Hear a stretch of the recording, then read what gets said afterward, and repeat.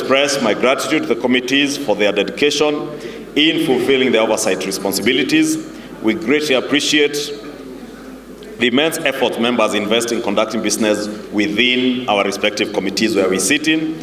However, I would like to challenge the departmental committees to promptly identify and address topical issues to ensure they are not taken up and dominated by the Senate.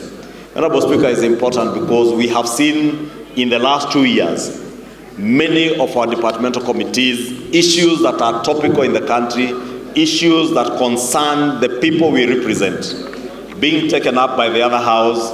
And Honorable Speaker, if you read the Constitution clearly, it is the National Assembly that represents the people. The Senate represents the counties.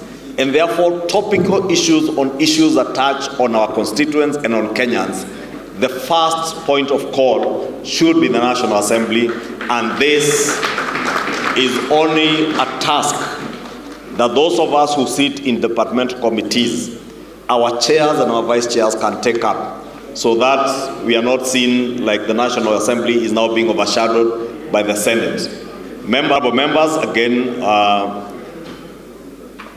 as the Honorable Junet Mohammed mentioned, on communication, I want to agree with the Leader of Minority, Honorable Speaker, that at times it is very fashionable and politically expedient to speak out in the media, in funerals, in weddings, in rallies, on issues that are before the House.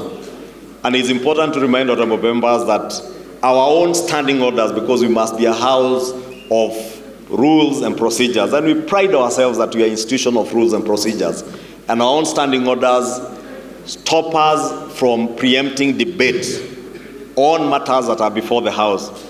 But in the last 2 years, we have seen members being tempted to often speak in other fora other than in the House on even legislative proposals that are before the House. And many of the members at Honorable Speaker, you see, speaking on issues that are before the House. When debate is ongoing, be it during second reading or in committee of the whole House, you will hardly ever find those members in the House.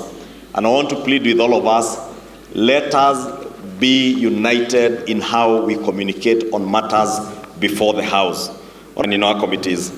It's therefore important to note that arising from your commitment in the House, honorable members, both in House business and in your committee work, we achieved significant milestones, including deliberating on and passing critical bills.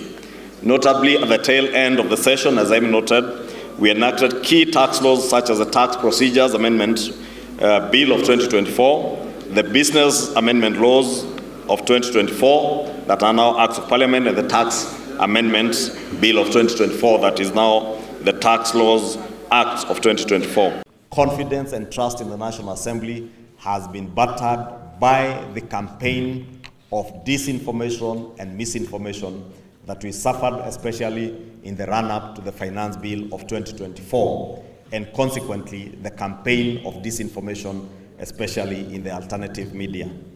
And it is only us, honorable members, who can restore that confidence by communicating effectively, communicating correctly and accurately and factually to the public, both in the House and outside of the House. It means the new IEBC selection panel is now already sworn in. I saw them being sworn in yesterday by the Honorable Chief Justice.